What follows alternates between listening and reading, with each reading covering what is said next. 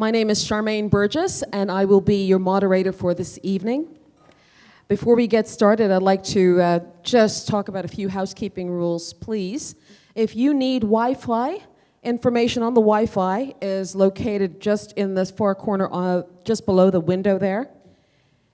And we'd ask you to keep your phones on silent. Bathrooms are there.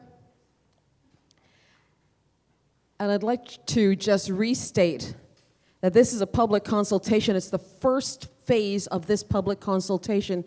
And the objective is to accomplish two things tonight. Two things. The first is to present you with the RA's research to date. Facts. The second thing is to solicit your feedback. That's what a public consultation is for. And so thank you very much for coming out. On your chairs, you may be sitting on them, is a printout of the presentation, and you can take notes alongside of what's going to be presented. If you need pens, please raise your hand, and we'll get a pen to you. Yes, this gentleman back there, thank you very much. And there's also going to be there's also a sheet for questions. If we don't get to answer your question this evening, please feel free to write down your question, and you can leave it on that table right there, where this gentleman's holding it up there, this box, and the regulatory authority will answer your questions. Okay, so people will be relegated to, when we come to the open floor question session, you'll be relegated to 2 questions per person to respect time. We're trying to finish on time at 8 o'clock. I want to restate that this is the beginning of a public consultation, and therefore no decisions have been made. No decisions have been made. No decisions will be made tonight. This is the first part of the consultation that will end in mid-September. Okay, very good. Any questions for me thus far? I need you to be relaxed. Feel free to say what you want to say. We're going to look forward to an evening of informative and respectful dialogue. Everybody shaking acknowledgement of that. Yes, respectful dialogue. Okay, great. So without further ado, I'd like to acknowledge the presence of members of Bermuda Ocean Prosperity Program. And maybe in the audience, can you raise your hand if you're here from BOP, Bermuda Ocean Prosperity Program? Not here yet. Okay. The Department of the Environment and Natural Resources. Anyone here representing that group? Welcome. Thank you for coming out. Green Rock. Okay. Sorry? You are Green Rock. Thank you. Welcome. And the Regulatory Authority, who are your hosts for this evening. Without further ado, I'm going to open the session now and introduce you to the Regulatory Authority's Chief Executive, Mr. Abayomi Carmichael. Thank you, Charmaine. Good evening, everyone. How are you? Good. The RA is pleased to welcome you to this evening's Offshore Wind Stakeholder Engagement event. We have some interesting information for you, and equally, as Charmaine indicated, looking forward to your questions and comments. But first, some brief background on who we are and how we got here.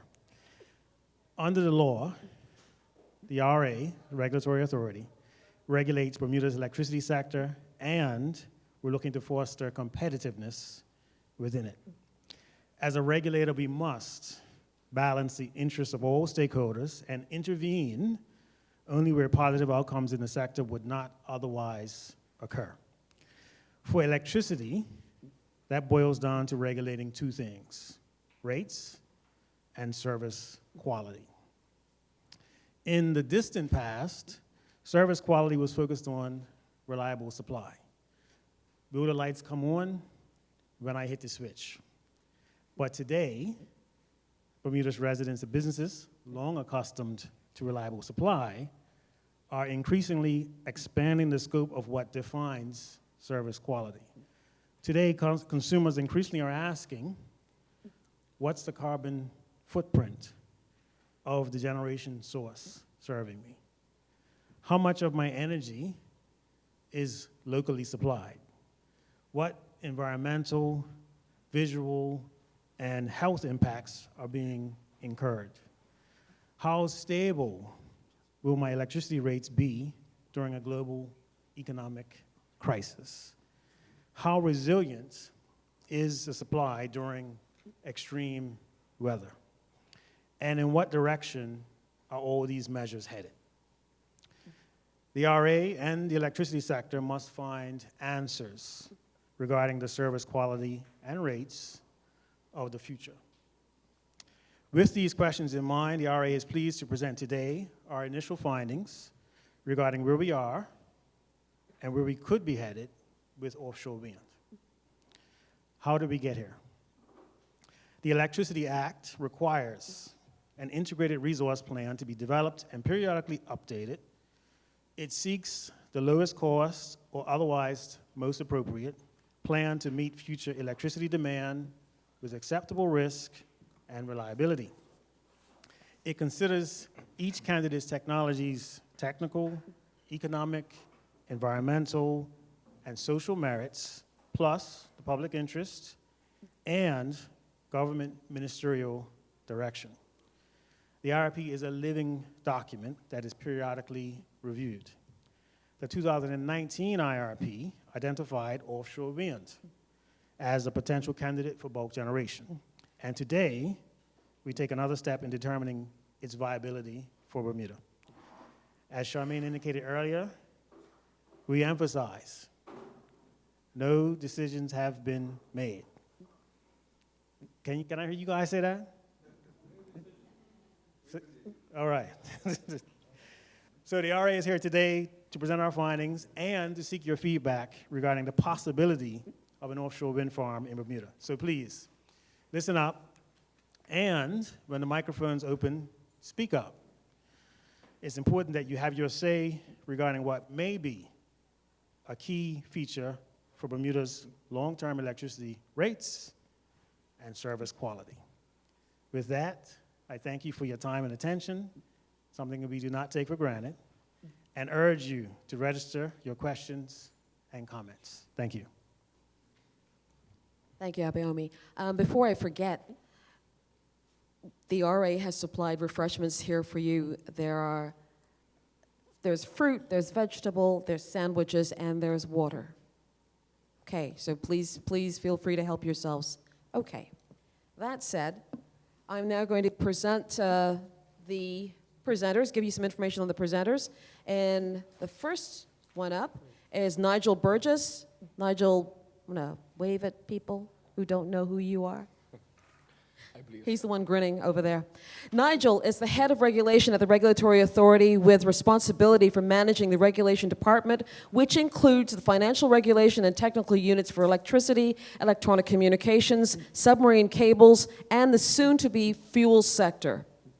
He is responsible for ensuring effective regulation is developed and executed to fulfill the RA's legislative mandate as outlined in the Regulatory Authority Act 2011, the Electronic Communications Act 2011, the Electricity Act 2016, the Submarine Cables Act 2020, and the Fuels Act 2022.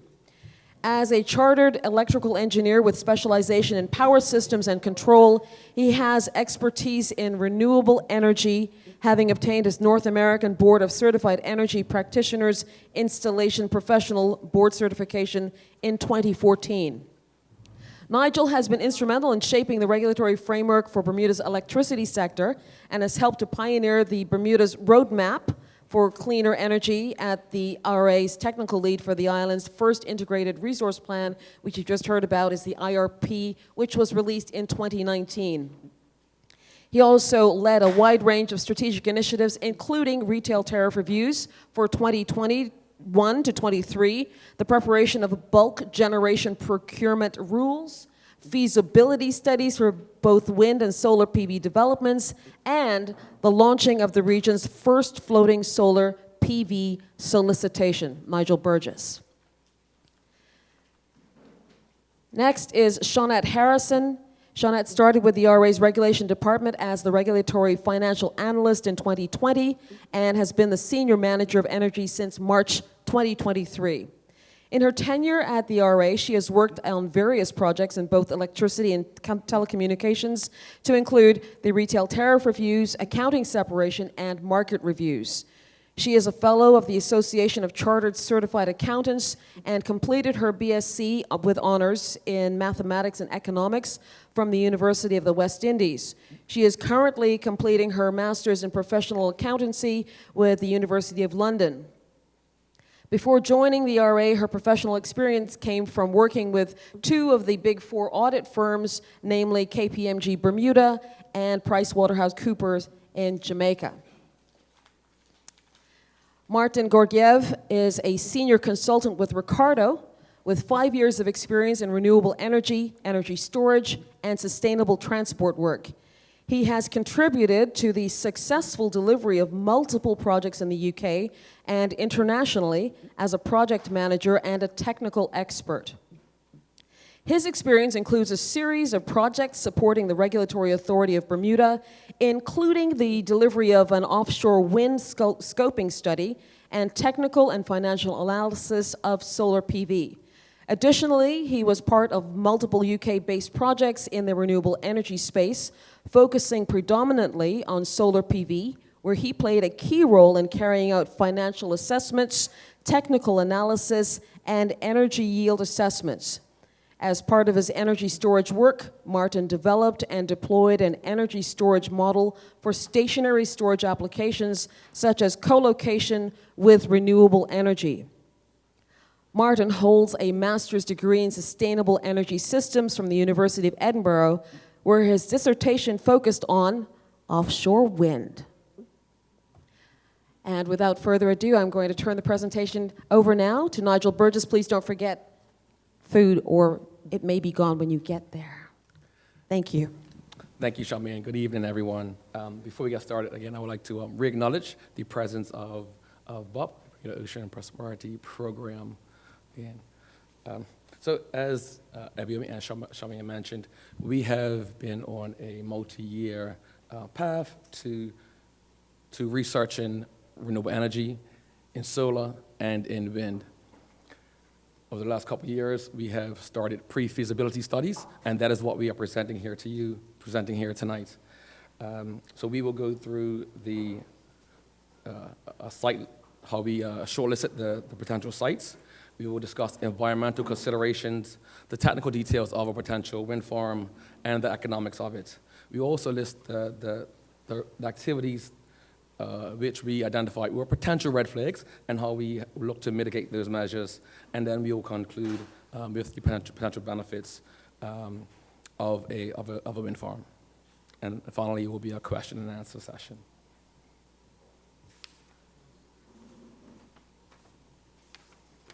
As Abiomi mentioned, in 2019, the IRP was published. This laid out a path to 85% renewable energies by 2035.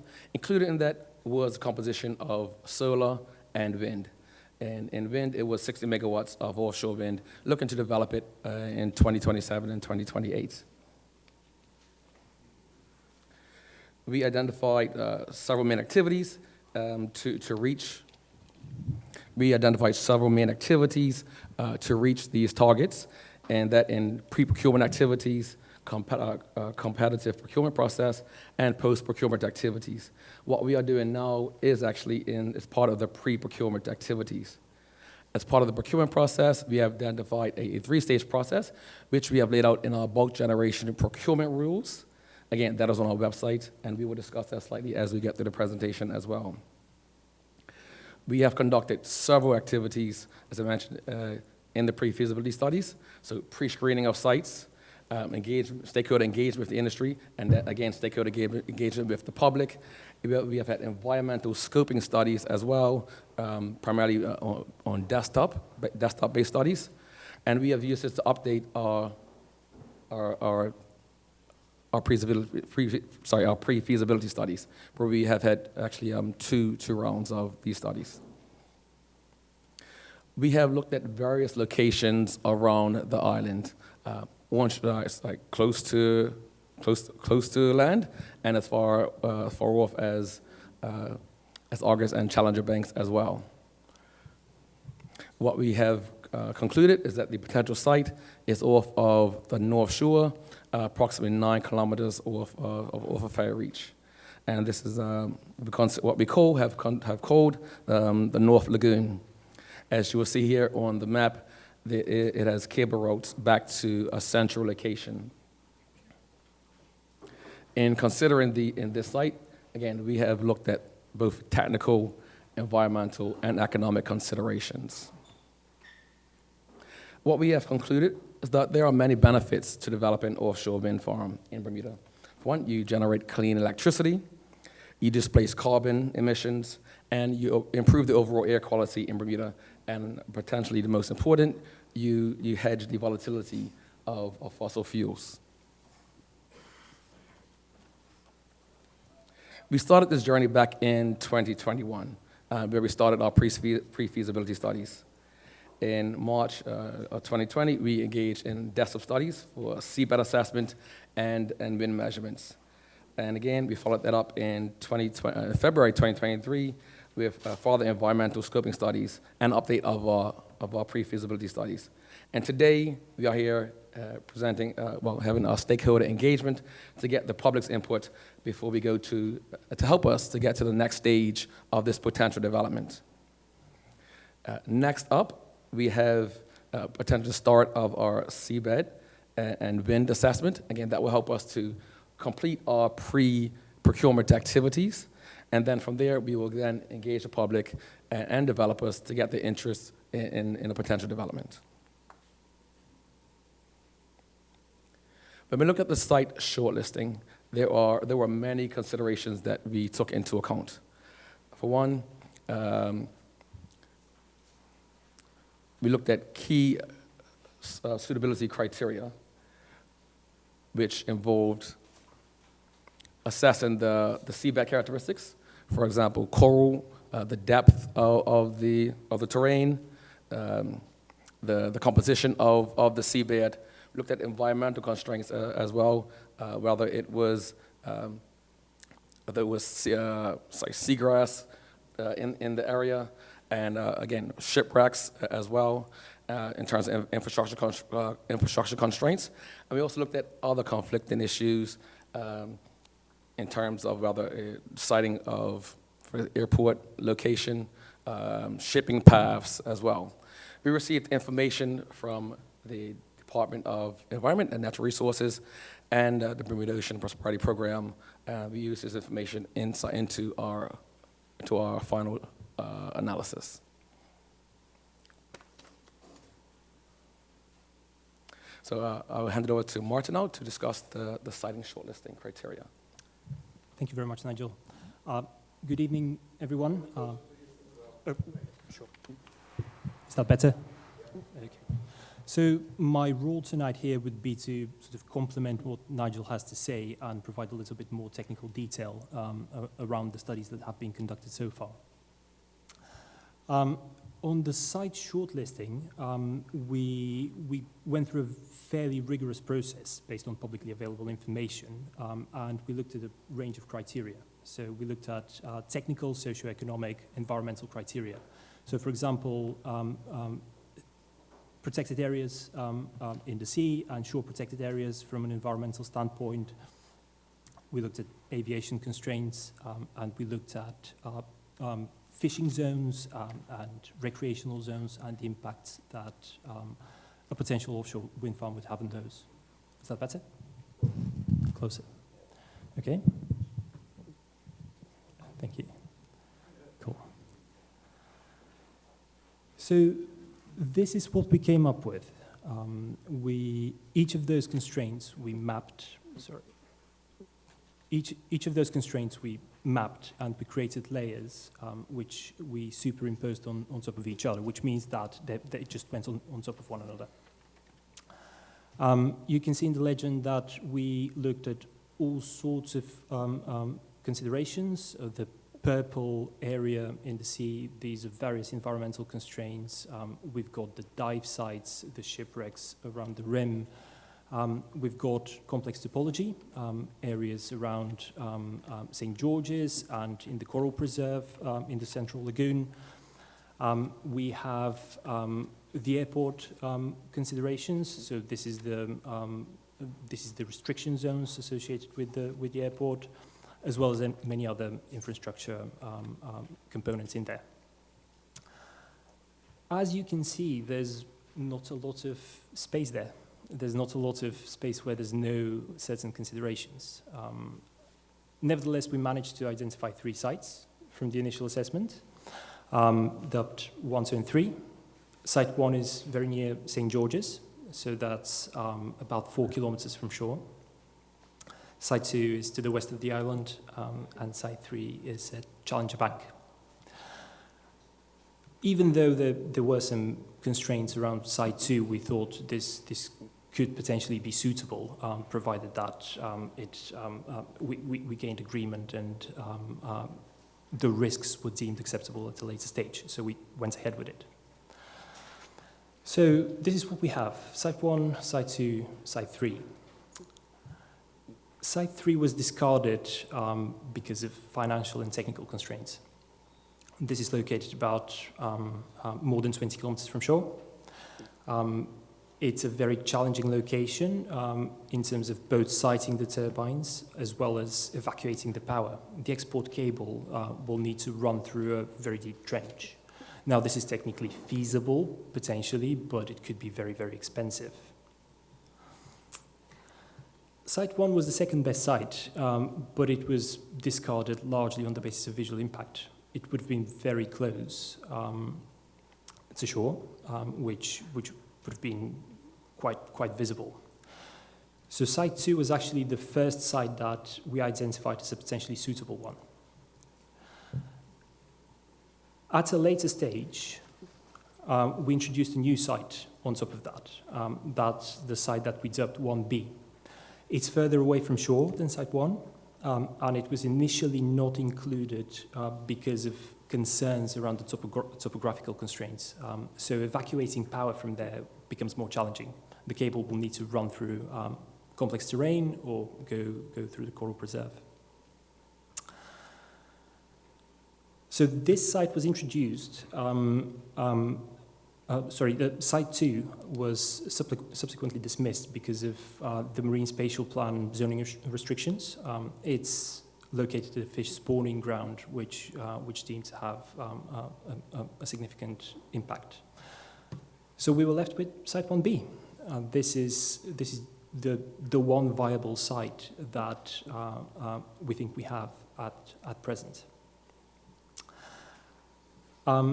There are some limitations to the selection process, which are important to note. As Nigel suggested, this is a desk-based study, so we relied on what was available to us. There was no data gathering, there was no surveys, there was no observation of any kind at this stage. So this is how Site 1B looks. This is a potential layout. These are sort of 17 turbines that we laid out in such a way that they don't interfere with any underwater sort of complex terrain and so on. It's important to note that this is a concept design, obviously, and this could undergo quite a significant evolution. Now, the issue that I mentioned with evacuating the power still stands. So we have two potential cable routes for this particular site. One of them would go through the complex terrain I mentioned, and the other one would potentially impinge on the protected area to the west for a very short while before exiting and bypassing it. The site is located within 15 kilometers of the airport, which means that it's subject to height restrictions. This is one of the main reasons why we had to limit the height of the turbines that we selected for the concept. And also the area is used for fishing. There will be some impact on fishermen that use that particular area. We also created some visual impact assessments. So we created mock-ups that I think you might be able to see somewhere in the room at some point. But this is how a potential offshore wind farm with the selected turbines is going to look from Ferry Reach. This is probably one of the closest points to the offshore wind farm, and the first row of 4 is probably the one that is going to be the closest. And you can see that they are visible, but visual impact is something that is quite subjective. There's another mock-up. This is from Fort St. Catherine, a little bit further away, but the last row of 3, the second 2 rows of 3 actually, are the ones closest to the site. And you can see that, especially the first 2 turbines are quite prominent. And this is from Admiralty House, so north of Hamilton. And from that point of view, we're looking at the turbines head-on. We have only added about 9 or 10 turbines because in many cases they're located one behind another, and it's very difficult to do the mock-up. But it's important to state that this is for indicative purposes only. As you can see, moving further away from the site itself, the impact becomes less and less significant. And with that, I'm going to hand back to Nigel. Thank you, Martin. So as part of, when we consider the environmental considerations, again, we did a desktop study, and this was conducted so that we can assess the potential environmental impacts and look for ways where we could mitigate these. So we considered the topographical constraints, and you see the coral preserve as well. The lagoon, the potential development is in shallow waters, and there are coral all around in this particular area. So we assessed a wide range of considerations, and I will hand it over to Martin to go into these considerations and what we identified and the ways in which we can potentially mitigate the impacts. Thank you. The next study that we went through was an environmental scoping study, as Nigel says. And this aimed to get into a lot more detail around the environmental constraints that a potential development would face. We looked at 15 different environmental topics, which we're going to list shortly. We used a range of available information, and that was GIS databases, previous reports, industry standard reports, and any other information we could obtain. We went through a scoring approach, so we looked at both the construction of the offshore wind farm and the operation of it, and we scored each one before and after proposed mitigation measures. We used a red, amber, green methodology, so that was sort of a score of 3 essentially, with red for significant impacts, amber for moderate ones, and green for minor impacts. Now, as I say, we looked at effects without mitigation and effects with potential mitigation, and we're going to present the different topics with construction and operation shown for each one. I'm not going to delve into too much detail in this next section because it's quite information dense, but I'll pick and choose a few examples, and I invite you to look at the public report that has been published on the RA's website for more detail. So the first one was landscape and seascape. The site is visible from the Bermuda coastline, and it's also visible from potential points of interest like dive sites, tourist spots. We thought that during construction there will be significant impact, as well as during operation unless mitigation measures were implemented. And some of those measures were making sure that the color fits in of the turbines, which can have a very significant impact on how visible they are. They wouldn't be white, they wouldn't stand out, they would blend with the sky, essentially with the background. During construction, using best methods, screening of potential sites on shore where the cable is landing, reinstating spoil, making sure that everything is as close as it was before the development. Okay. Next one was archaeology and cultural heritage. There's a bit of an overlap in this one, but we looked at shipwrecks and sites that will be visually impacted. And also we acknowledge that this is close to St. George's, which is a World Heritage Site. A lot of this, the same mitigation measures apply, but there's also consultations that we need to carry out as part of this, and also there's archaeological surveys that will be carried out for the site, just in case there's something in there that hasn't been discovered before. This is quite an important process.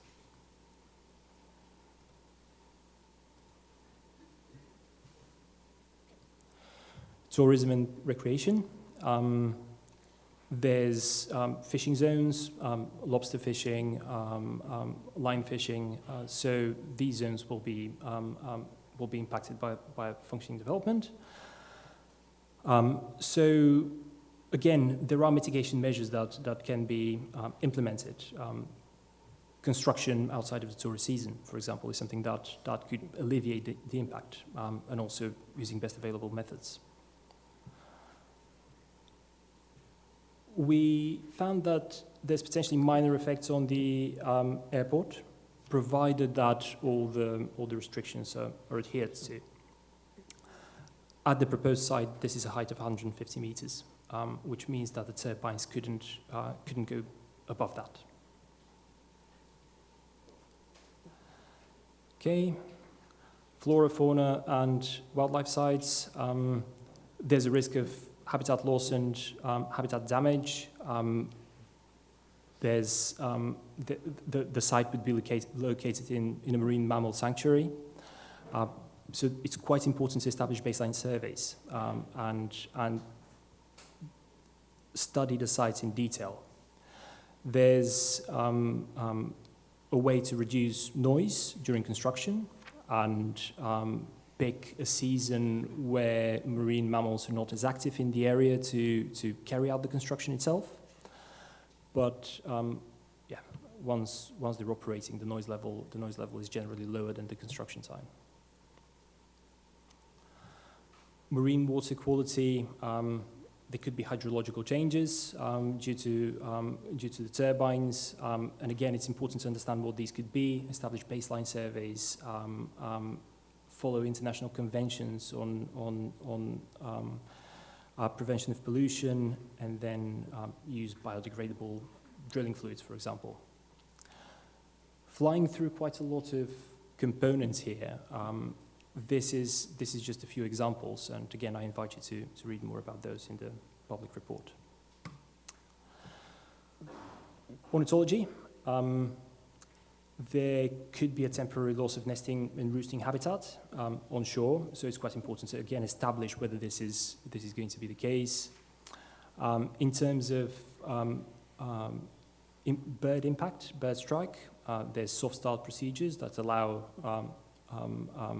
animals to disperse. And yeah, avoiding peak nesting season. Be very mindful of when different activities are carried out. And again, we identified insignificant or minor impact on coastal processes and fish and shellfish. On natural disasters, I know this is something that people care about deeply and are concerned about. There is a risk of the turbines being affected by adverse weather. This could end up with equipment or debris in the sea if the proper mitigation measures are not in place. So we are very aware of this, and what we have proposed for the concept design is a type of turbine that could withstand up to Category 5 hurricane. This has been done in other locations. Places like Taiwan, for example, have already installed offshore wind, and there are typhoons there, and potentially very severe ones. Okay, so last one of those, fish and shellfish. Again, some moderate impacts identified before mitigation, and during construction, this is largely mitigated. Things like micrositing of turbines is quite important in terms of finding the best possible spots that would minimize impact. Marine mammals and turtles, noise and vibration during construction is a worry, but again, as I mentioned, there's ways to mitigate that. And final one, commercial and recreational fisheries. It's important to mitigate for that particular impact by having a liaison officers and investigating the impact in detail, agreeing transit routes, for example, fishing permits, etc. And just to wrap everything up, this was a scoping study. This is not a full environmental impact assessment, and it relied on publicly available information.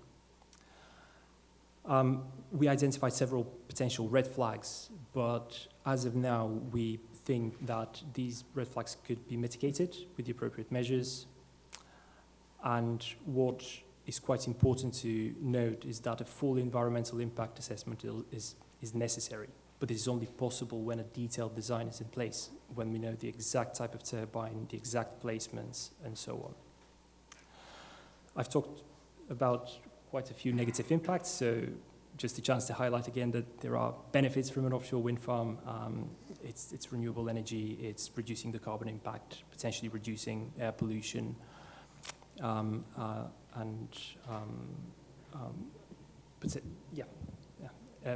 air quality and environmental impact is the two big ones.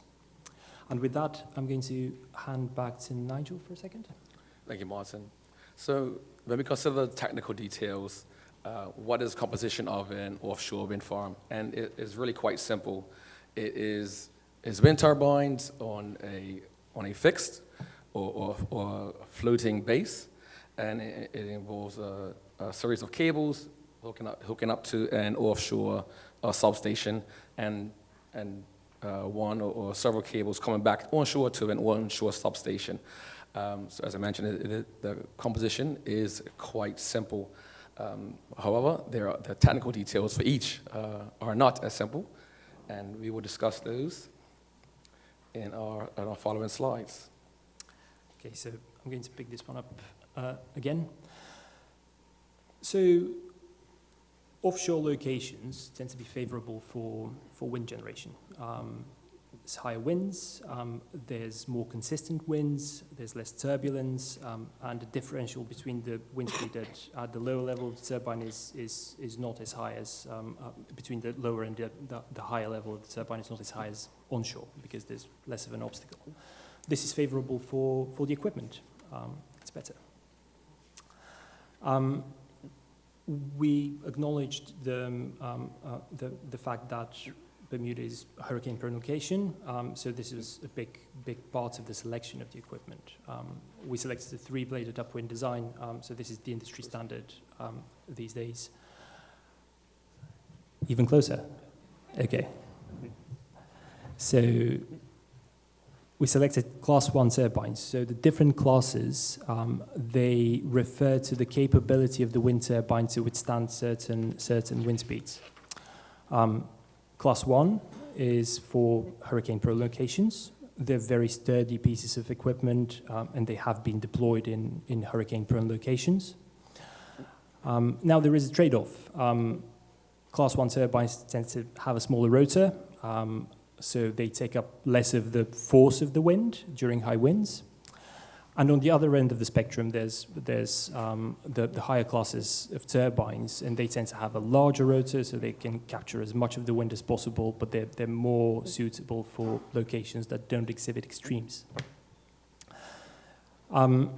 So we selected a relatively small capacity turbine, and this was done for two reasons. The first one was to conform with the restriction around the airport. To have a turbine that's less than 150 meters tall, it will generally need to be less than 4 megawatts. We selected a 3.6 megawatt turbine for the concept design, but again, it's quite important to acknowledge that this could change, and a potential developer could select a slightly different piece of equipment. And the second reason why we selected a smaller turbine is actually that we thought smaller assets would be more suitable for a small grid such as Bermuda's. Having one turbine of 3.6 megawatts trip is not going to be a major loss to the overall supply, but having a larger one, it gets progressively difficult to pick up the slack if this happens. And with that, we selected a 17 turbine configuration, which gives us a 61.2 megawatt development, which agrees with the objective of the IRP. With that, I'm moving on to foundations. Now, there are different types. There are the three types generally are monopiles, jackets, and gravity-based foundations. Monopiles, this is a pile driven into the seabed, hammered in, essentially. A jacket would resemble to a large extent high-voltage pylons, for example. And the gravity-based foundation is a slab of concrete, essentially, at the sea. With our current understanding and our current information about the seabed composition, we think that monopiles might be suitable for this development. They are suitable for the depth. They are potentially suitable for the sediment, and they impact a slightly lower area of the seabed. And then moving on to the final component, as Nigel mentioned, there's an offshore substation which is connected to each individual turbine by array cables. Now these would run from the substation and then be buried generally under the sediment and then reach each individual turbine. And then there's an export cable, and this is the link between the offshore substation and the onshore substation. We believe that a potentially suitable point of connection could be Tynes Bay Waste Treatment Facility, but because of the environmental restrictions around the protected zone, that led to a slightly longer export cable route because we needed to bypass the coral preserve. A slightly longer export cable route means slightly higher losses, slightly higher cost of installation as well. And with that, back to Nigel. When we look at the economics, we consider, When we consider the economics, we look at the cost and the potential generation that could come from the wind farm. Considering cost, we look at the capital cost, the cost to develop the project, and its operating costs. So far, we have a quite wide estimate on a quite wide range of this estimate, and looking at 250 to 450 million. And again, this is in 2020-30 terms, and so a midpoint of roughly 350 million. There is a considerably wide range because there are considerable unknowns still. And as we go into what the next steps, those steps will help the developers to narrow us and the developers to narrow this range. Again, publicly available data was used for this cost. When we look at the potential generation, we need to know the wind speeds. That is paramount to getting the generation potential. And what we used, again, was publicly available data, and that in composition with our 17 3.6 megawatt turbines, we're looking at approximately 30% of Bermuda's annual electricity needs, so approximately 180 gigawatt hours, sorry. And these two parameters are actually quite important when we look at the levelized cost of electricity, which I will hand over to Martin. Yeah, I'm just going to briefly pick up on LCOE. So this is quite a valuable metric in terms of comparing energy projects, and not just renewable energy projects with renewable energy projects, any project that generates electricity. Oh, sorry. An important note is that this should not be mistaken for a power purchase agreement. This is not the price that the utility is going to pay to the developer. This is just the cost in economic terms right now. So it's important to make the distinction. Based on what Nigel said in terms of figures, in terms of cost and generation, we came up with a range between 17 cents and 32 cents, with a midpoint of 23 cents. And I will be using those figures to make a comparison with other renewable energy projects across the world. Now, it's quite important to say that this could be used to compare with alternatives in Bermuda as well, but this is something that will be left for further on when the update of the IRP takes place. Now you can see that converting to dollars per megawatt hour in the chart, we have $230 per megawatt hour, which is more than double what we see in other jurisdictions. The US is looking at slightly over 100. The UK is looking at $100 in 2030 terms, and Taiwan is looking at slightly less, actually. But this is understandable. There are challenges around the development in Bermuda. So the first one is the scale of the project. This is a much smaller project than many other jurisdictions. So in the UK, for example, there are developments that exceed 1,000 megawatts, probably more than 20 times on that project.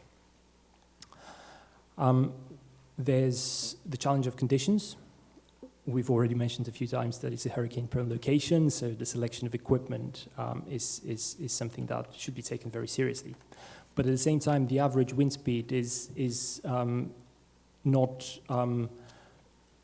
It is slightly lower than what would be deemed optimal in other places like the North Sea, for example, and that means that less energy will be generated, and that drives up the LCOE. And there's the country context, of course. I'm sure you're all aware that there's a premium incurred to everything being brought to the island, and this is something that we have considered as well. And with that, I'm going to hand back over to Nigel. Thank you, Martin. So what is next? So we do understand, we have a fairly good understanding of the challenges that we face. However, there are still uncertainties, and we deemed it is quite prudent to go to the next step and have further de-risking studies. And this is the wind measurement campaign and the seabed assessment. These will help us to determine the exact generation potential in Bermuda, and also help us to determine the full cost that we could potentially see for development.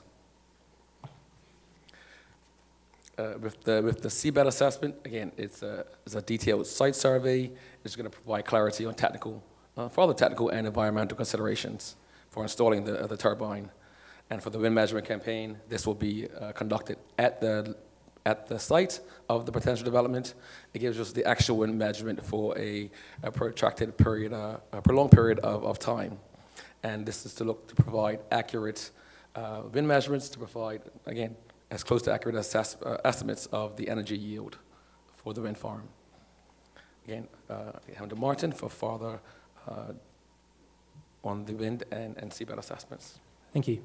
So again, I'm just going to pick up the detail here.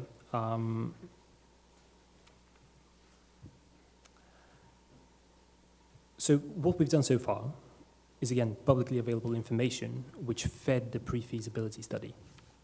Now, we are confident that this is a good indication, but these are not measurements that were necessarily the most suitable for conducting a full feasibility study, for understanding in detail what the potential yield would be.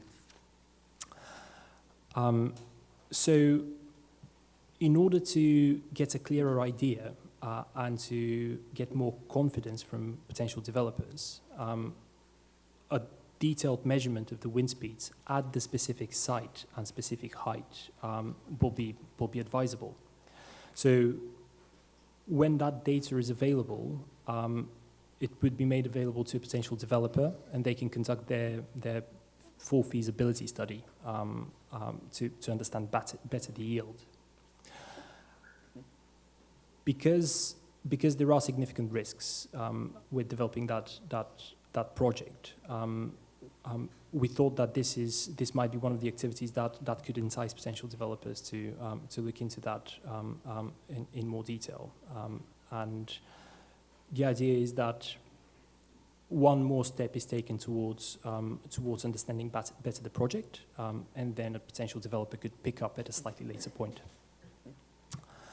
Now, the same thinking went into a seabed assessment that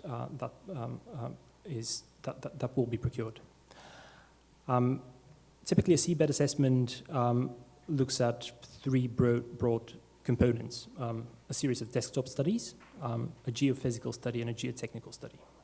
Now, a geophysical study would be sort of a broad mapping of the seabed.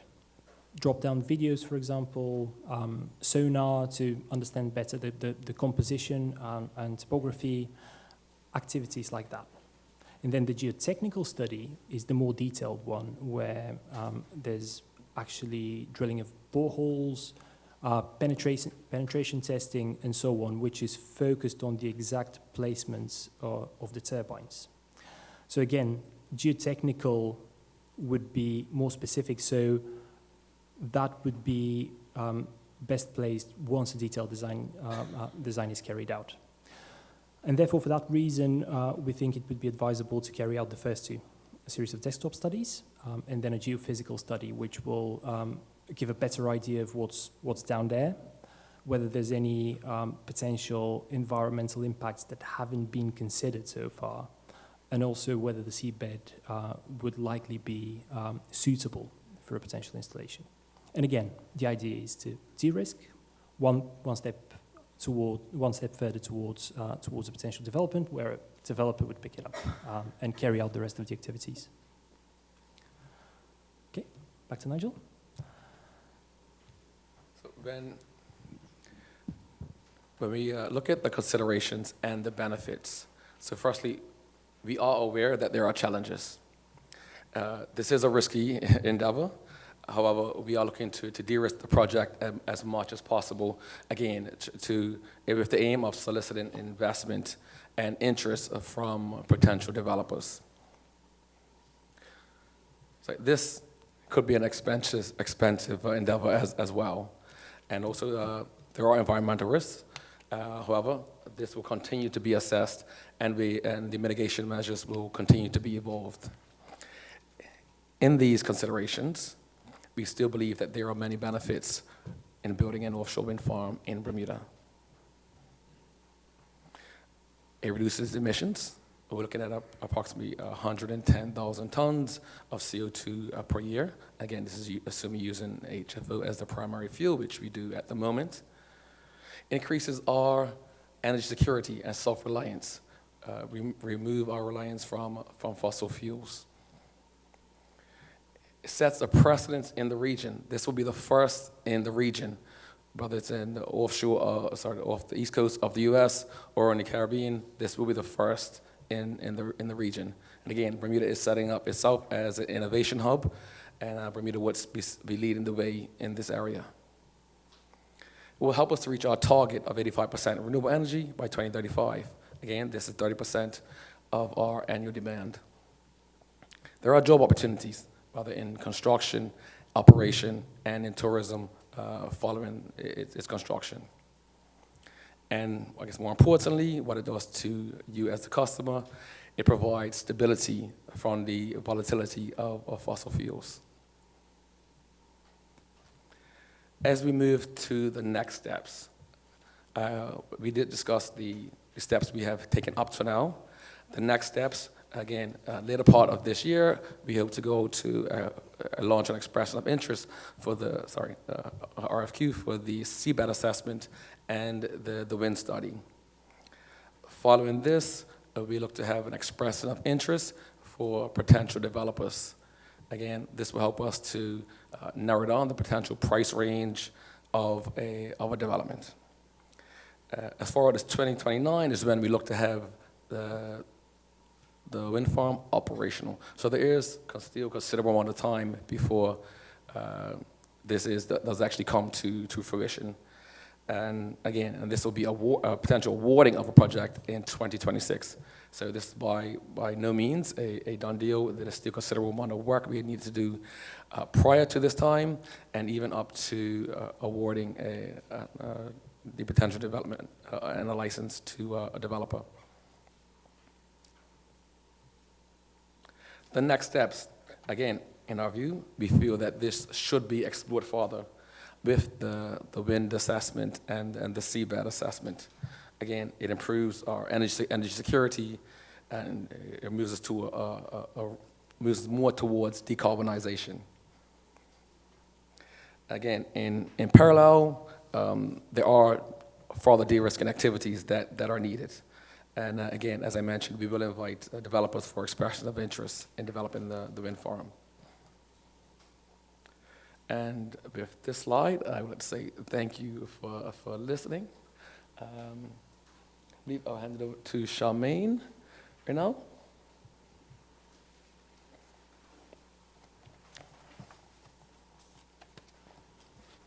Well, thank you very much, Nigel and Martin. That ends the formal presentation. What we didn't get to show you earlier, and they were on the wall, but they are no longer on the wall, they are here. These are to scale photos, illustrations of what the potential wind farm could look like. Yes, I'm gonna pass them around from various points across the island. You want to take that one? That is from Admiralty House. And I invite you to take them and pass them around once you've seen them. Thank you. You want that? You want this? Show me. Okay.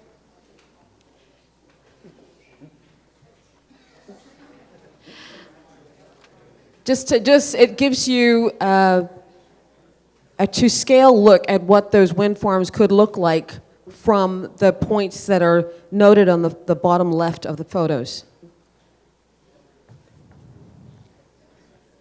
Okay, so now we are going to go to those of you who submitted questions to the RA for this public consultation. We are going to put those up on the screen, and the presenters will provide answers to those questions. And we're doing pretty good on time, so then we're hoping to have an open Q&A session with you. Do I want to read them? Can you all read? Can you see that? In the back, can you see these questions?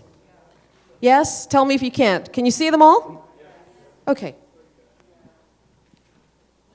No. Okay. Okay. No issue. No issue. You mentioned in 2023 June summation that red flags were found, but appropriate mitigation measures were identified which reduced the risks to acceptable levels. Will you be sharing this information at this presentation? I'm interested in learning how you have managed to assess there is no major environmental concerns.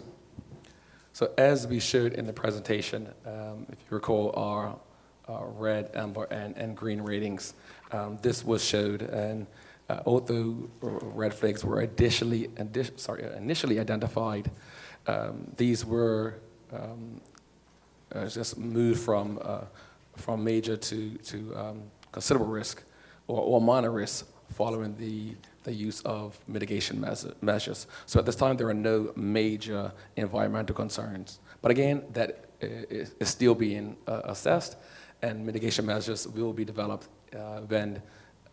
if and when major concerns do arise. Thank you. Why choose a 3.6 megawatt turbine over a 6 megawatt turbine or larger? So the primary constraint here was the height. So the height, along with the technical considerations, constrained the overall height of the turbines. And as Martin mentioned, you typically get about 4 megawatts before you would exceed the height restrictions from the airport. So those were the primary considerations in the choosing the sub 4 megawatt turbines. Will the RA require the IPP to have battery storage as part of the project scope? At this time, it is not envisioned that that is likely or will be needed. However, there will be further discussions with the network operator, in other words, Belco as the TDNR licensee, to develop the full grid technical details. Are there any studies indicating offshore wind farms are beneficial for fish aggregation? Yes, yeah, we have found some studies that indicate that fish aggregation happens in areas of offshore wind farms. There hasn't been a detailed study of what would happen in Bermuda potentially, species specific or anything like it, but we believe this is the case. Okay. Is this the best use of public funds when you consider that there are few potential developers interested in funding this project due to the variety of de-risking measures needed to make it economically viable? Plus, for government to sink another $4 million of public funds on a project like this to help provide potential certainty to a non-existing developer seems wasteful in light of several infrastructure and other waste-related projects that need funding. Curious to learn the rationale behind this. So without these de-risking activities, this project will be very unlikely. And it is right, there are very few potential developers interested in funding a project like this. This is why these studies need to be done, and that is why we need to spend the funds needed to solicit the interest from developers. If it's the more interest from developers, it drives the competition, and we look to drive down the price of a potential development. As we mentioned also, the size of the project is pretty much the main driver in the interest.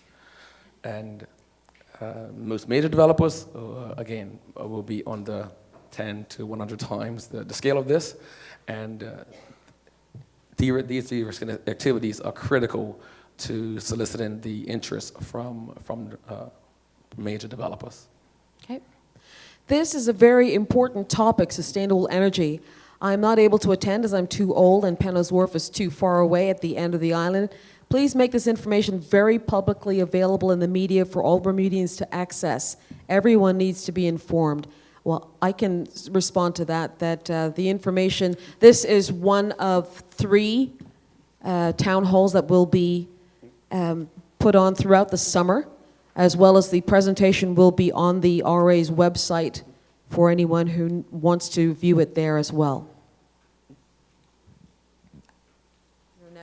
Next slide. What are the initial costs for the project? Who's funding it? Do you still need funding? So the initial costs have been identified between 200 and 450 million.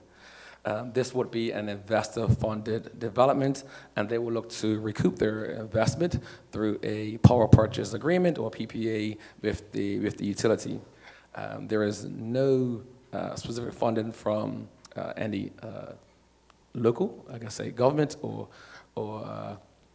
any other type of local entity that will strictly be funded by the developer. Is the proposed farm using wind or wave energy? The flyer implies wind and undersea wave has been promoted. This is strictly for wind energy. How intrusive will the cabling be to the marine environment? So that is a risk that we have identified, but we will look to mitigate this risk by going around coral areas and look to minimize the impact on again, coral and on the seabed in itself in any route that is taken. How will the cabling enter the coastline and be integrated with the current energy grid? It will enter onshore. Again, we have several cables which are already at sea, so this is not a new development in itself.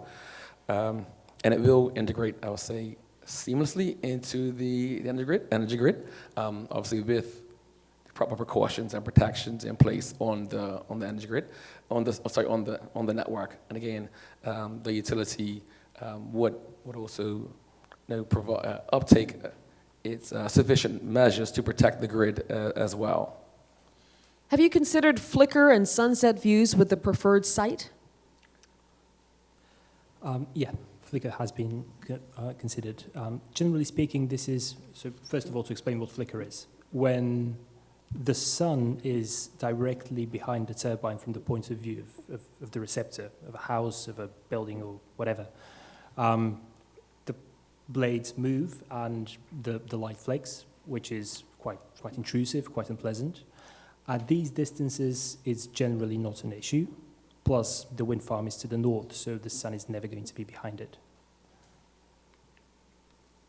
As part of the pre-feasibility assessment, has the cost of electricity been forecasted after the addition of wind turbines to the grid? The 3.6 megawatt wind turbines quoted in the information package are indicated to be no longer commercially available. Are there wind turbines that would be able to replace this option? Okay, Martin, I will start this one, and then I'll let you finish it. Okay. So in short, the cost of electricity has not been forecasted yet. We do not have a final price on this. We have the potential LCOE, or levelized cost, but this is not the PPA. That will be highly dependent on the developer and what's needed for them to fully develop their course, or the two sets of studies which we have identified. With respect to the size of the wind turbines being no longer commercially available. So this is not what's the term? The exact turbines which we envision that we use. This is a concept design. What the major restriction for the size of the turbines is the height, as we mentioned. So a developer would have to find a turbine which would have to meet that criteria. At this time, it is under 4 megawatts, which would be in the region of 3.6 megawatts. Yeah, just to add to that, we very much acknowledge that the industry is moving in a different direction. In the North Sea, we're looking at turbines of 15 megawatts being installed, and these are very large pieces of kit. As Nigel rightly pointed out, this is a concept design. We don't envisage that this specific type of turbine, brand and model, is going to be installed. But there is a restriction around the height, there is a restriction around the size of asset, the capacity of asset that could potentially be connected to the network, and these are restrictions that really have to be taken into account. If and when a potential developer comes, they would propose a solution that fits the restrictions and the challenges that we've mentioned. That could be 3.8, it could be 4.2, I don't know. But the point is that approximate size of turbine and that height will probably be needed. Thank you. Can you name 2 or 3 countries where this has been successful? And then a comment, I consider this to be another waste, another money sink that will end up costing us more in the long run. Thank you. So the UK is the leader in Europe in wind energy, and they are primarily located at offshore wind farms. In Asia and in the Pacific, you have China, you have Taiwan, which are leading this space. Any of this scale? There are some, yes. There's a 50 megawatt development in Vietnam. It's the only one I can think of the top of my head, but the Taiwan demonstrators were 100 megawatts, so not too far off.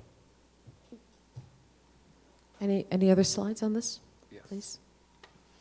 Has the carbon footprint of the fabrication, transport, and assembly of the turbines and foundations been calculated based on the amount of fuel cost offset by Belco? How many megawatt needs to be delivered by each unit before it will break even from a climate impact standpoint? I can answer the first question. So the carbon footprint was considered in the integrated resource plan. The carbon footprint of all technologies assessed were considered in the IRP. For the second question, We cannot say categorically what the fuel set is. Again, that will come with further studies. Why are all but one of the answers to the questions listed on your site biased in favor of wind farms? It's like you've already made up your minds. How about discussing how much energy and resources it takes to build a wind farm as opposed to the lifetime output of one? The information that we are presenting we intend for it to be fact-based, presenting the information which we have found to you as it is. We do not intend to show any bias in our reports or even today. And again, no decision has been made. Our minds are definitely not made up at this time. Is it too early to look at financing options? This project may attract local investors in a bond to part fund it. Again, we are not involved. We, as in the RA, are not involved in financing this project. It is totally upon the investors or developers themselves to come together to form potential partnerships and be a part of the solicitation process. What's being done to reduce negative impact on wildlife, migratory birds in particular? Yeah, Martin, start as well. There's quite a lot being done based on publicly available information. Now, it's quite important to say that further studies will be necessary. There's surveys, there's seabed assessments that would inform a full environmental impact assessment. So what we have so far is essentially the first steps of that study. And as the project progresses, more and more information is going to become available. Based on that information, the assessment is being updated until a final decision is reached.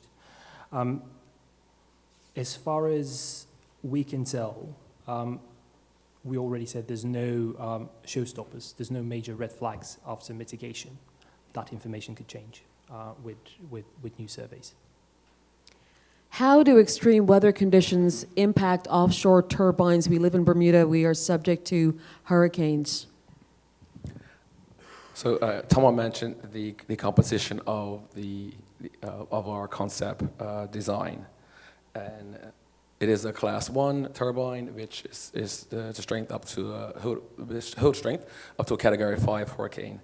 And even in extreme weather conditions, although these are designed to blow in the wind, turbines typically stop when they are in extremely high winds to protect themselves. So that is the potential impact of extreme weather. They will essentially stop producing electricity.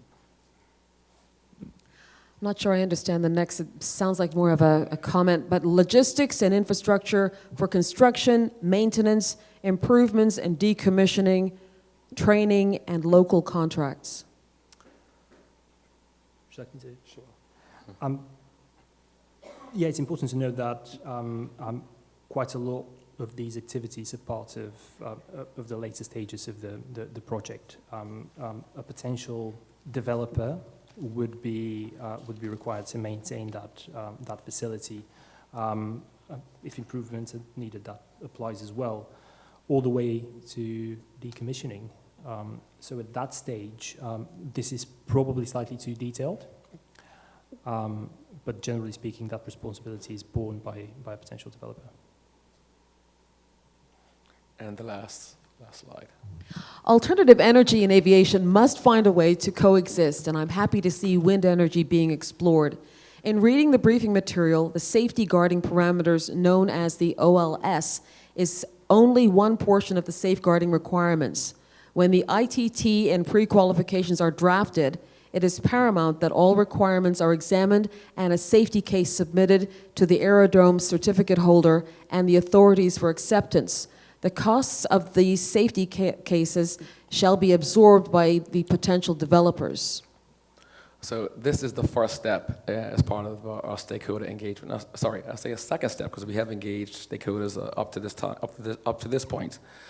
This will continue. When we develop our tender documents, we will consult all stakeholders. Again, we have largely identified these stakeholders, so we will continue to be engaged in them and being engaged with future stakeholders as needed. Some or any details as to how the 180 gigawatt hours figure was reached?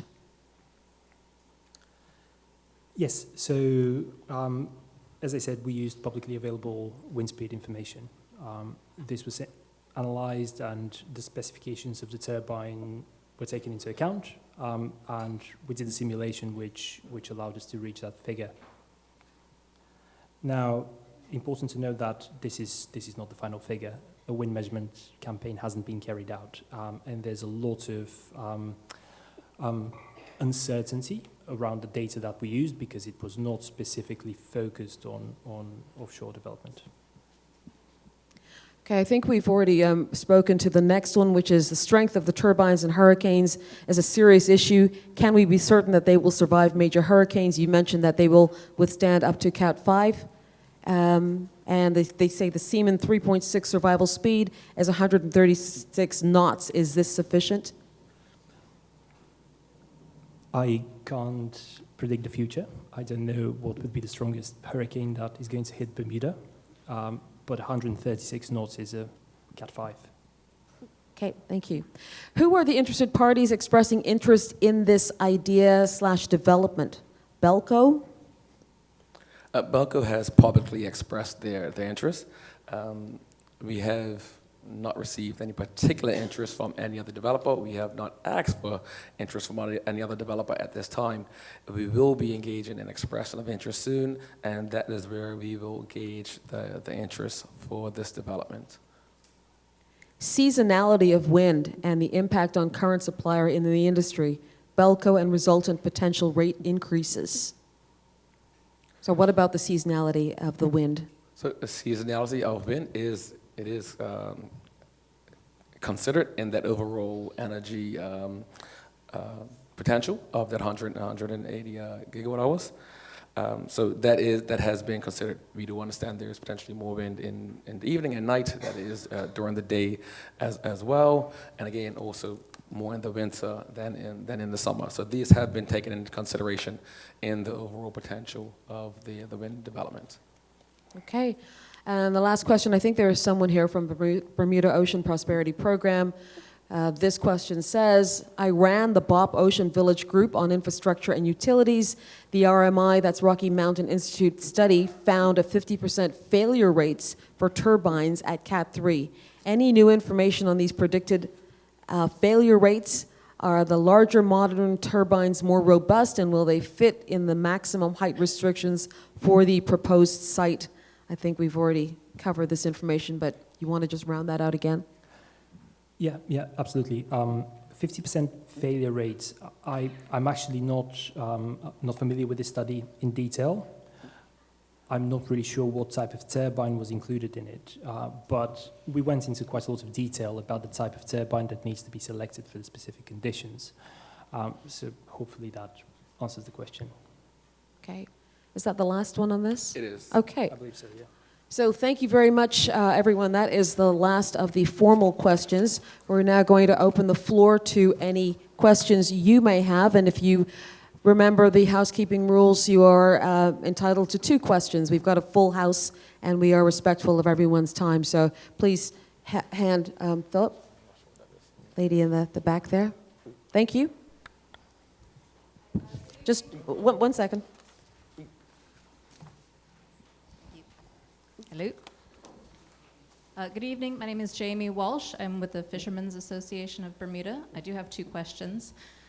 Number 1, you kind of couldn't have done any better outlining the area where tiger sharks do their pupping. Is pretty much right in that area. So when will your environmental impact study be conducted, and who will you be consulting?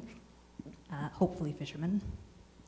So the full environmental impact assessment will come at the development stage, prior to the development stage. It will be similar to the Department of Planning process, where an AEIA must be submitted as part of any major development. And it will be on the developers to identify the stakeholders, again, the risk, which partly we have identified, and provide sufficient answers and mitigation measures to those risks.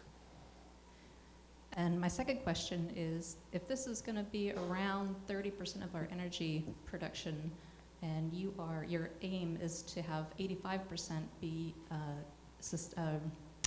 renewable, are you considering this phase one? Are you considering an expansion of this? And where's the rest of that 80%? Where are you envisioning that coming from? So the 85% is for the capacity. And as we laid out in our integrated resource plan, it is a diverse energy mix. At this time, it composes of HFO or fuel oil that we have at the moment. We have a composition of solar, utility scale solar developments, wind, and biomass has been identified at this time as well. Majority of the base load beyond 2030 is biomass at this time. So just want to add to her question. She asked, will you be consulting fishermen in this process? The developer would consult or should consult all stakeholders. And again, we will help them to identify these stakeholders as well. So I will say, in short, yes. Yes, they will very likely be consulted. Next question.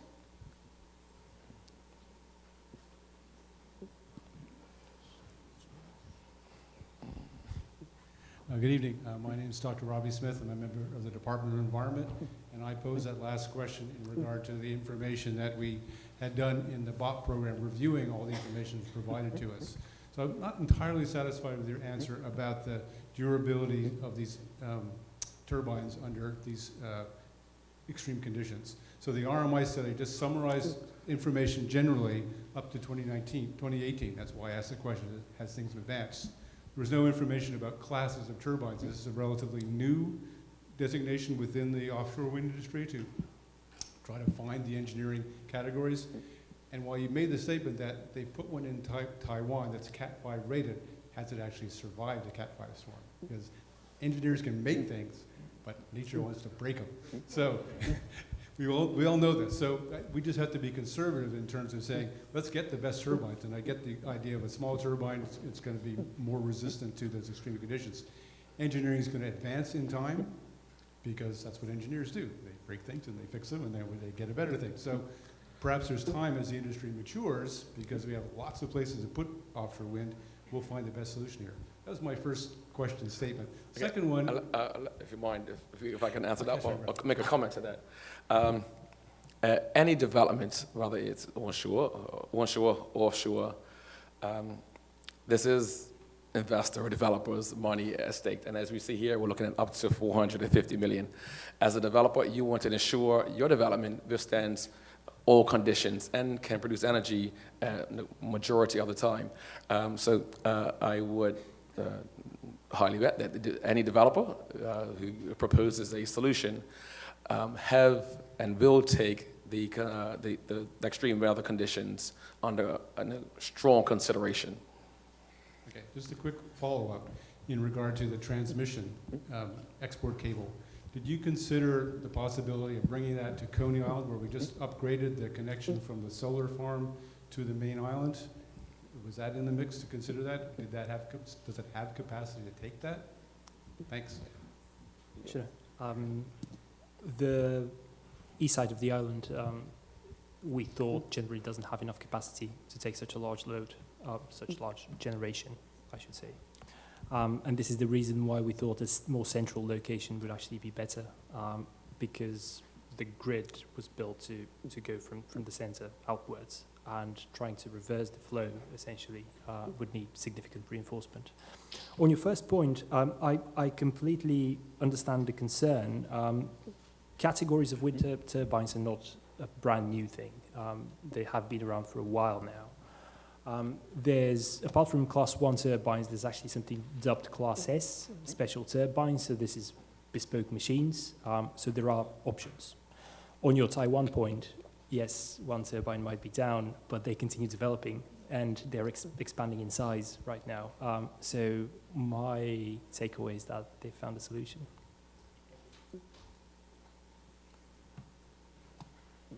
Sorry, Philip, this gentleman in the front was next, yes. Yeah, I'm Jan Card. I just had a follow-up on the fisheries question. The two things that jumped out of the discussion document and also out of the University of California document to me were that nobody's really presenting any serious analysis of the acoustic impacts underwater that are going to come about, especially during construction in the case of pile driving, but also during ongoing operations. A couple of magic numbers were that during pile driving, you're going to be able to hear this 80 kilometers away from Bermuda. And during pile driving, you're going to potentially induce deafness in dolphins at a couple of clicks, 2 kilometers away. So we're not just talking about nuisance noises here. We're talking about serious issues. If you start to mess with the acoustics of whales and dolphins, and you start to disturb fish during their aggregation or spawning, or even just their regular behavior, and then you got lobsters to consider as well, and the biggie to me is the turtles. You go around messing with turtle acoustics or turtle's ability to hear, because you spend a few years out there driving piles for wind turbines, going to be a bunch of sad people around. And I haven't seen or heard anything at all that addresses those issues. Why were they not addressed? They must have been known. So why were they not explicitly addressed? Yeah, that's a very valid question. So when it comes to acoustics, this was, at this stage, was deemed to be slightly beyond the scope of the study based on desk-based information, on publicly available information. But your point is very much taken. Once a full environmental impact assessment is carried out, once we know the exact type of equipment that is going to go into the sea, the impact will be assessed more accurately, if you will. At that stage, if any red flags are found, that they're either mitigated or it's a showstopper.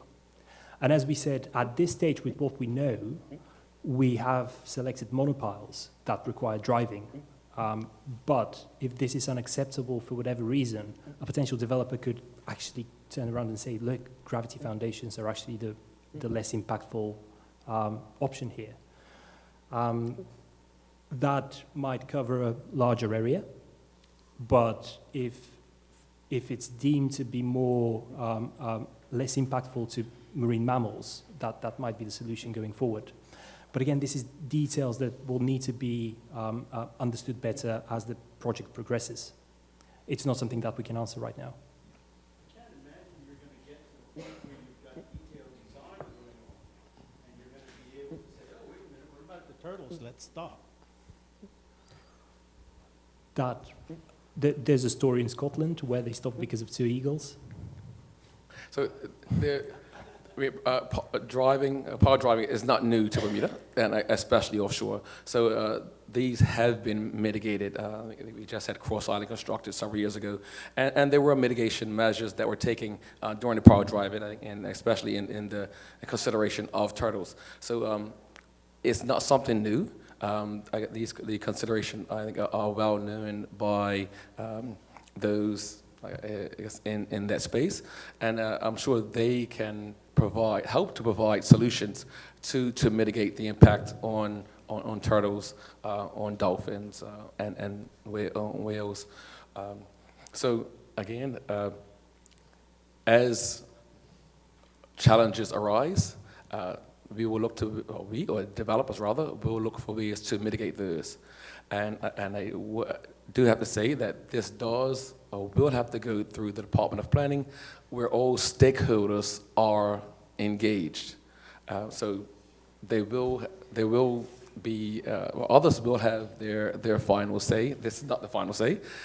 They still need a construction permit, no development permit. So this is, I want to say this is very much the early stages. It is by no means the end, and all considerations have been, all solutions have been made available.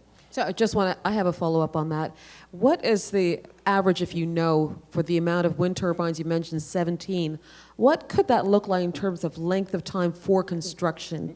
Is it a year? Is it months? Is it any idea at all, just to tag on to the impact of pile driving?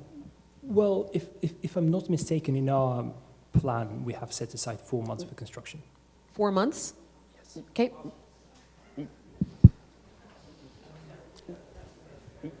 Hey, hello, yeah, Nigel Prescott. Some of you know me, some of you don't. 60 years as a commercial pilot, all right, around local waters. Looking at your drawing, all right, seeing all these units in one area, I'm totally opposed to that. It's like putting all your eggs in one basket. I think at least half of them need to be moved, and they need to be moved to the northwest of Dockyard. Some of you Bermudians can probably recall when the Cuban cruise ship ran aground there, and there's a large flat area, and of course it had to be blown off the reef. Explosives were used and tug was pulled out. That would be an ideal location. And then the cabling can then be brought to Dockyard on the south side of the prison, and over there are the large transformers which were put there by Belco for nuclear subs to come in here and to be able to shut down their equipment and plug in to Bermuda, right? That equipment is still there. Has anybody considered examining those cables? They go to Belco from Dockyard. Now, on the other thing of upsetting the creatures of the surrounding waters, how about drilling the bottom and then cementing the piping or the iron beams or whatever is required into the bottom, underwater. Drill the bottom, don't pile drive. Any consideration? On the site selection, outside, actually, for the sites that we narrowed down, there were considerable challenges or restrictions, constraints for every site around, I'll say, and on the Bermuda pedestal, outside of the site which has been identified. So the area which you are speaking of, it was identified as being constraints in that area. Yeah, but the prevailing wind in Bermuda is from the southwest, and you've got it hidden behind Bermuda up there to the northeast, right? If you put it off a Dockyard, you don't get that blockage at all, right? You know, also, with your cabling, you're putting it under 2 channels, the north channel and the south channel. Huh? That doesn't seem right. If you're going to do any cabling, it should come in over the Narrows or through the Narrows before you get to channel marker 14. Follow the coast, go on the inside of the oil docks, not on the outside, because ships anchor out there. And of course, weather conditions, they have to pull out from the oil docks and they have to go to anchor, right? So consideration, and then taking it to Coney Island makes sense. Thank you. Thank you. So on the cable routing, we have laid out a potential solution. The solution, or the proposed solution, will come from the developer. Again, it will largely depend on the length of that route and the constraints that it will look to mitigate. So going around coral preserves, for example. But I would say again, what we have proposed is a concept design. The final design will come from a potential developer. Just to add to this, separating the wind farm into 2 sites means 2 sets of cables. It means 2 locations are visually impacted. It means 2 areas of the seabed are impacted as well. This is going to be worse from an environmental perspective, and it's going to be a lot more expensive as well, having 2 electrical infrastructures, because this is a large chunk of the capital costs.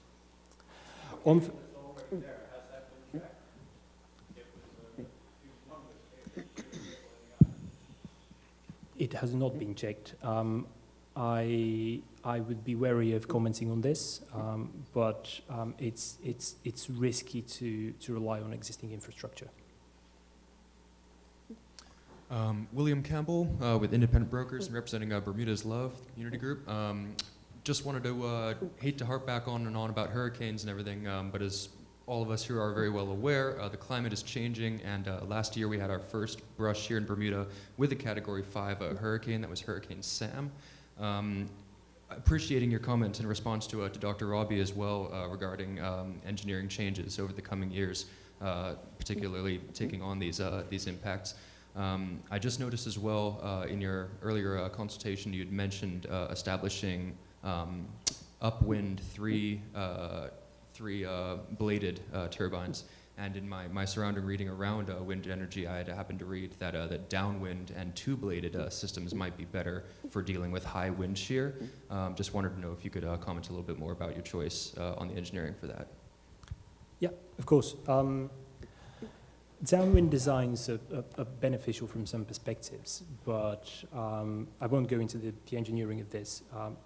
But there are design considerations around three-bladed upwind designs that make them resistant to that sort of conditions.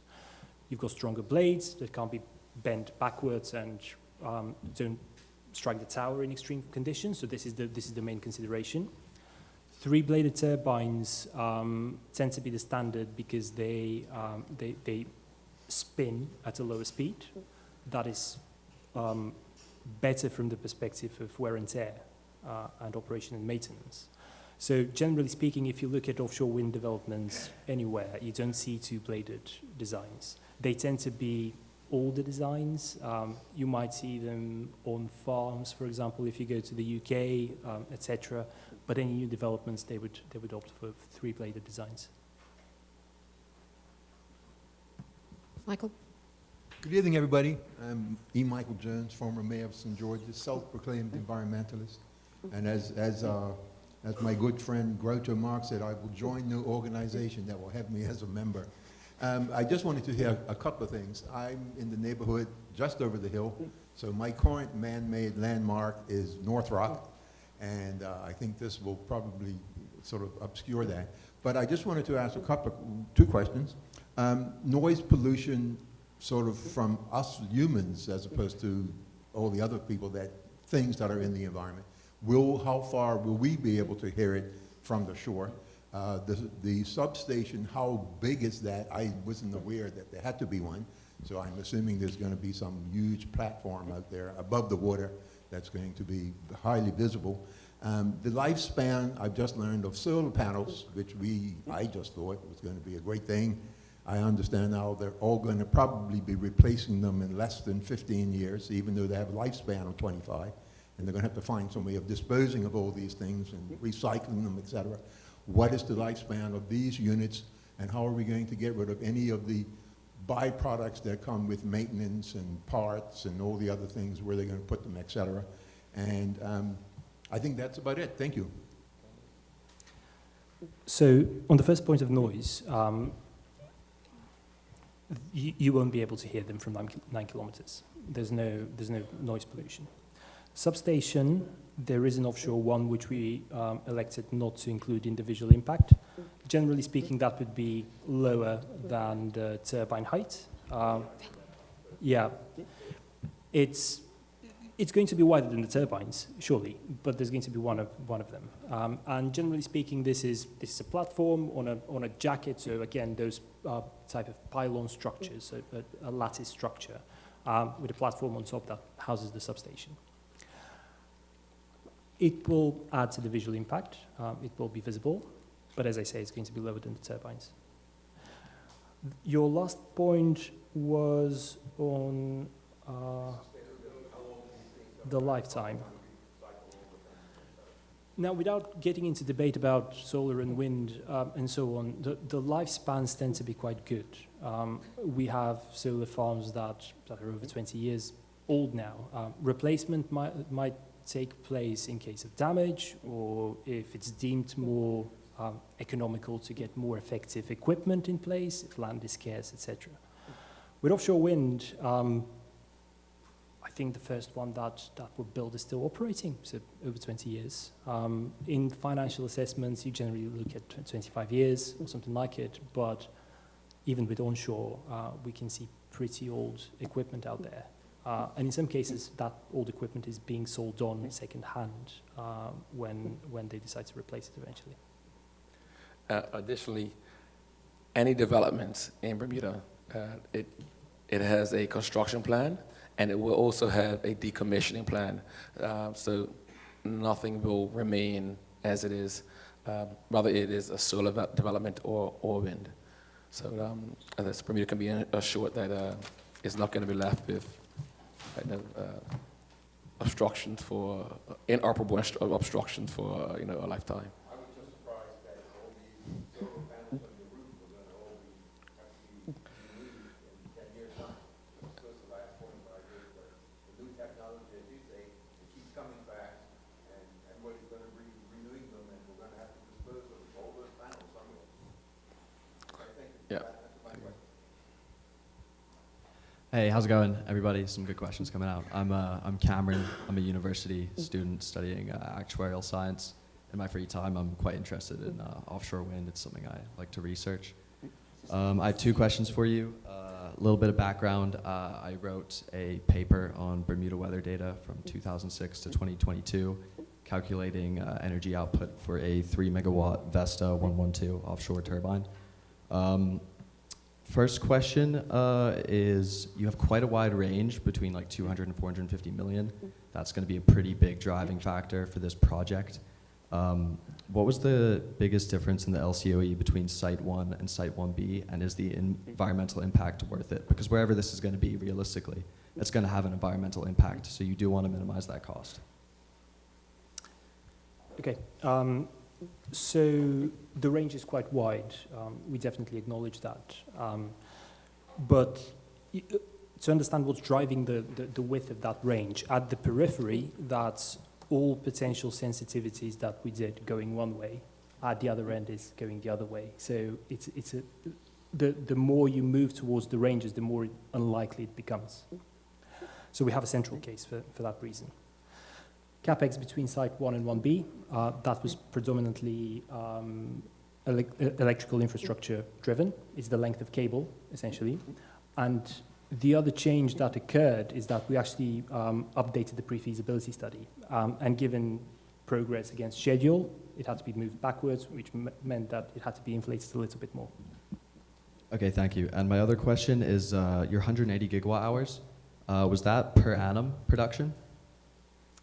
Yes. Okay, so by my estimates, I would say that's quite high. I guess to follow up on that, what was your hub height that you selected? 83 meters.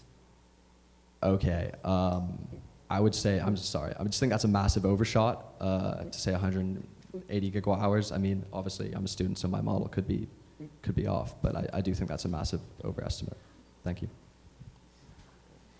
As I say, this was done on publicly available information. So we used a range of sources that allowed us to do that analysis and do the simulations. So the simulations were done using industry standard software.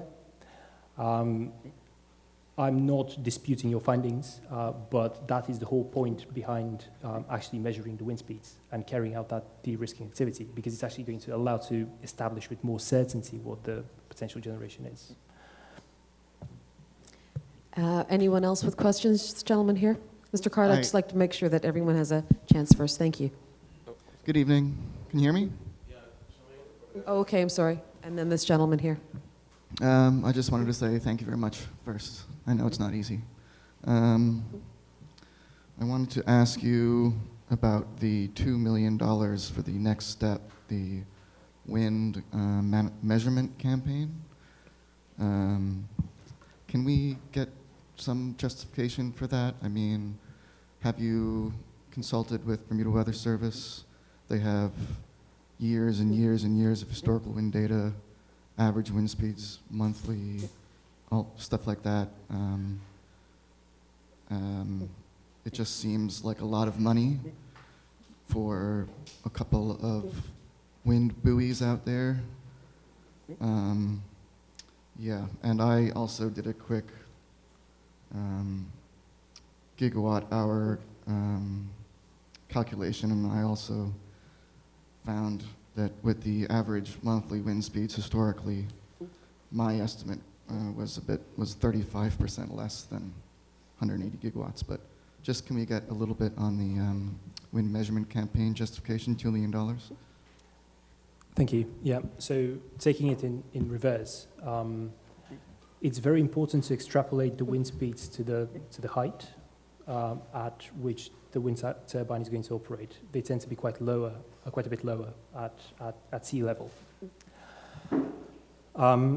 Again, the same answer that I gave last time. I'm not disputing your findings. That's why it's important to establish the actual wind speeds and figure out what the potential generation would be. On your first question, yes. On your first question, we did use Bermuda weather information data as part of the information that went into our analysis. The issue with using that information is that you have a buoy which sits at 2 to 4 meters above sea level. From then on, you extrapolate, and that could introduce quite a lot of error. So that's why it's important to measure at the height that you want to generate at. There are ways to extrapolate, and that's what we did, but these introduce quite a lot of uncertainty. Now, I know 2 million for a measurement campaign seems like quite a lot, and as you say, it's a buoy in the sea, but that buoy houses quite sensitive equipment, which is quite expensive, and you have gyroscopes that make sure that this is always pointing in the right direction, and then you have moorings and so on. So it's quite a complicated piece of kit. You have to have a backup measurement device on shore and data logging device and so on. So it's an operation. It's not just placing a buoy in the sea. And ultimately, that is a cost that is going to be incurred either by the RA or by a potential developer. And in one way or another, it's passed on. I hope that answers it. Next person, who's got the mic? Hi, good evening. Barrett Bremer from On-Site Engineering. I see that you guys are going to be putting up a substation. Is this substation going to be located offshore, or is it going to be located here on the mainland? Or is that up to the developers? So it will be a substation offshore at the site of the wind farm, and that will have the array of cables, and then it will be a single or a pair of cables coming back onshore to a already identified substation onshore. And if that's the case, why would you not put the substation on land so you could have a means of disconnect, and then you could also have a means of being able to maintain that a lot more easier as well? Are you referring to the substation that will be offshore? Yes, why not put that on the mainland? I understand that you said it was various stipulations of trying to get it in St. George's and then trying to get it in Taunton, but I feel putting it on the mainland would just be a little bit easier when it comes to maintenance, and then even if you also want to tie in something else like another solar station into that substation on the mainland as well. So the main driver for that is, so in this case we would have for the concept design, 17 turbines. Each turbine will have its own cable that will have to come back onshore. So the substation at the site it minimizes the length of cables of 17 cables.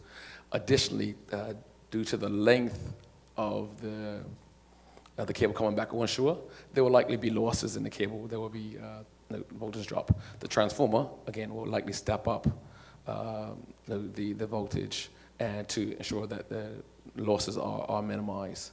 So for one, like I say, efficiency of 1 or 2 cables coming back onshore versus 17, and 2, it helps to minimize the losses. So when you minimize the losses, you're saving money. Sir? Hello, Don McLaughlin, St. George's. The environment thing, in my opinion, is going to be a disaster. Put the mic there. Thing is going to run into trouble. I've been reading a lot about these windmill things over in England and States.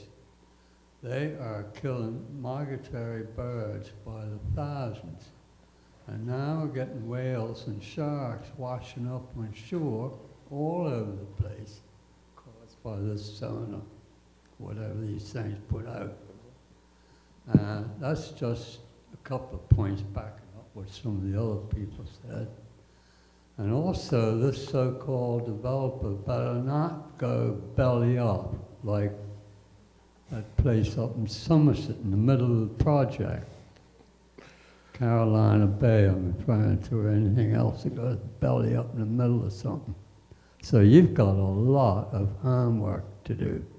I'll take the last question. So I will take the last question, then hand it over to, or the last comment, and then hand it over to Martin.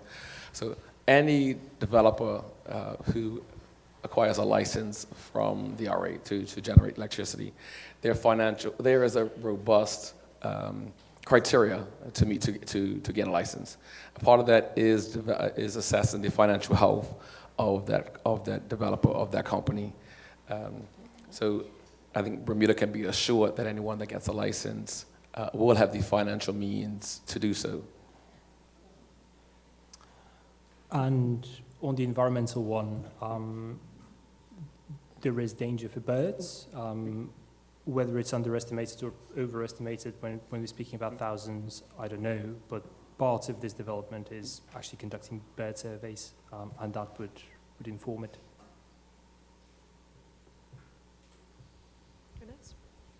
Yeah, hello, Taryn Card. I'm a marine engineer, but just an enthusiastic amateur about energy. One of the points you touched on earlier was about the weather data. Yeah. The airport has done balloon release wind surveys for decades up until, I believe, 2013. And the entire seamount has just been high-resolution hydrographic scanned in the last few years. So has that data all been incorporated into this already, or is that something that you have looked at and then not decided was good enough? Yeah. So on the balloon data, I actually haven't seen it, but the problem with that type of measurement is that when you want to specifically measure for offshore wind, you don't just measure speed. You measure direction, you measure turbulence, and all these things, and you measure at a very high resolution. So this is what you need in order to establish the yield accurately, and to be able to select a turbine and so on and so forth. So there are different parameters. There's high resolution, so it's quite specific data. I wasn't aware this existed.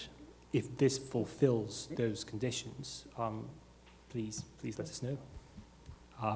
On the seabed mapping, again, it's this might exist, but geophysical studies for offshore wind are very specific. It's looking at specific factors around the composition of the seabed, scanning for voids, for example, if you have underwater caves, and so on. So again, it's very specific for that type of development. Thank you. My second question, so the impact of, so wind as an intermittent source of energy, the impact of that on the grid as a whole has been known in other jurisdictions to cause stability issues.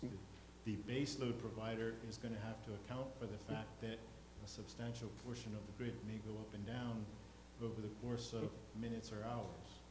Has the effect of that been considered in consultation with Belco with regard to their requirement to still keep maintained and operational 100% of their equipment, regardless of the fact that we have a wind plant, just in case the wind isn't blowing? And then after that consultation, after that's been considered, what guarantee, probably from the RA, do we have that they're not going to want to increase their prices to account for doing more maintenance and making less electricity? Okay, so I'll start, Martin. Sorry, trying to recycle your question. So the developer, once they get a license, they will have an interconnection agreement with the utility that will define the technical constraints that they would have in connecting with the grid. That will involve, as you mentioned, scenarios which will involve intermittency, potential shutdowns, and ramp-ups. The utility as they are involved in the interconnection agreement and they provide the technical details, they will be aware of these, and we will be have solutions to mitigate the impact and any negative impact on the overall grid. That may involve acquiring new software, and as they are the utility, that if it's deemed to be a necessary expense, then yes, that will be recovered. So that will have I'll say, an impact on rates. But again, the total development of total impact of a wind farm will be fully assessed once we get, again, more defined costs. So Eugene, after this gentleman. Thank you very much for the presentation. I'm curious, you've mentioned about buoys measuring the wind and what have you, and you said that you're going to measure it at 83 meters. Can you explain how you're going to measure it at 83 meters so I can understand that? Because it sounds like a fixed structure. If that's the case, then you're already pile driving. I should have done that, apologies. So this is something called LiDAR. It's a light detection system. So it's a system that beams light into the air, and based on movements of water droplets, dust, anything that is present in the air, measures all the parameters I mentioned. It's actually a few meters high. It's not going to be a mast erected to the height of the turbine. It's going to be a buoy that looks up. I'll pick up on the other gentleman's comments. How is the RA going to force somebody to remove all this equipment if it doesn't work out, because the ecotourism project is still in place? That never got removed and the people left. Bermudiana is spending $100 million to renovate something that's never been used, and the Morgan's Point project is still falling apart.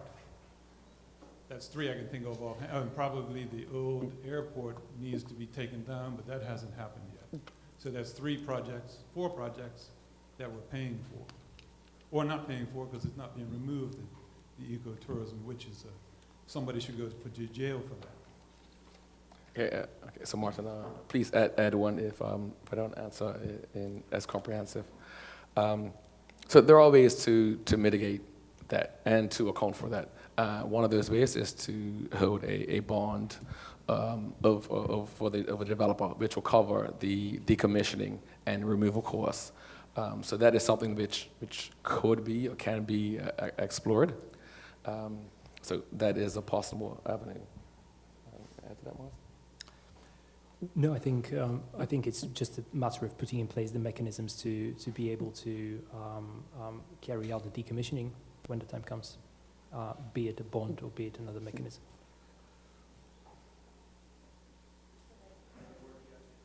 Go ahead, Eugene, and I'm very conscious of time. It is now 7:57. We're trying to get out of here for 8. And if we don't answer your questions this evening, Mr. Card, you can certainly go up to speak to them afterwards. I'm just trying to be cognizant of time. But you can also submit your questions online to www.ra.bm, as well as you can fill in the form that was also with this on your seat and drop it in the box on your way out.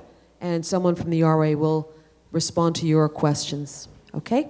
Thank you. Go ahead, Eugene. All right. Greetings, everyone. Greetings. My name is Eugene. I'm the chairman of the board for Green Rock. First of all, thank you to the RA for conducting these studies. We've also embarked upon similar studies, and it's something that we're constantly looking to collaborate with you on. Just a few questions. I've heard a lot of talk about interconnectivity. You guys mentioned your idea. Several people have given suggestions about where's the best place to connect. Has Belco been consulted on any of this or brought into the conversation to determine the best locations for interconnection and, you know, in terms of like load handling or things of that nature? I mean, they manage the grid. So that was my first question. The second thing, it was like, okay, should I stop? Yes, let us get the first one out of the way first. So not that Belco has not been consulted directly for this engagement. We do have a consensus of the capacities that can be injected at different parts of the island. The RA, we have done our own studies on different injection points and the amount of power that can be injected around the island. That's why we are fairly confident that the best place to interconnect is central, and that the ends of the island, which are considered the fairly weak points, even with the latest upgrades, will not be able to handle this specific this specific capacity. For smaller developments, is likely, but for this particular size, the ends of the island will not be able to be an injection point for 60 megawatts. Right. All right. So the second part is more about the site selection. So I was just wondering, like, why was a site selected that had height restrictions based on proximity to the airport, when two of the major drivers for offshore wind development around the world are size and scale, you know? And then just kind of like also attached to that is, you're talking about putting out, you know, for developers. Will developers be restricted to that one location, or is the RA open to other, you know, potential areas that, you know, as long as the proposal addresses all of the predetermined risks? Well, I say on the last part, I think we would be open to anywhere on island, which I say is feasible. In saying that there are constraints, and we have identified those constraints, and the site which is selected considers each of those constraints, and which is why the site which is selected is pretty close to probably the only site around Bermuda, in and around Bermuda, that is being considered at this time. You can move farther offshore, off the pedestal. So you do have floating solar, which is, I say, fairly new at the moment. So that can be moved, you know, I could say, out of sight and out of potential restrictions. However, that comes with its own challenges. For one, it increases the distance of the cable coming back, which in turn increases the cost and potential losses. Again, floating solar, again, it is quite new, so it is expensive in itself. And floating solar, the depths are also, there are constraints on the depths and where that can be used. If you know, most of you know Bermuda's terrain, it drops off quite steep once you hit the edge of the pedestal. And what we would find, I guess the only potential location would be on the slope, and you would have essentially anchors which are, well, facing a particular direction that will be sloped. So there are challenges to moving farther offshore. For one, technical constraints and the cost. Martin, you would like to add to that? I think that more or less sums it up. I just want to add that we went through a fairly rigorous process of looking at different constraints and sort of mapping them. So we found that there's very few options. There's either environmental constraints or there are technical constraints. Moving outside of the rim means running a cable through the rim reef, which is very technically challenging. The west side of the lagoon, for example, there's very complex terrain, a lot of coral, so running a cable there, again, very challenging, as well as placing turbines. Placing turbines on the rim reef is, again, very challenging. It's something that we discounted on technical grounds, but also environmental grounds. So we went through a very sort of step-by-step process, looking at the different restrictions, mapping them, and eliminating sites. This is what we were left with. Okay, it is now 8:03. I come from a news background. We should have been off the clock already. So you've been sitting for 2 hours. Thank you so very much for your participation. Once again, if you have questions, please don't hesitate to speak to Martin and Nigel right now, or you can submit your questions. Please help yourselves to refreshments on your way out, and we look forward to hearing from you. Thank you, everyone.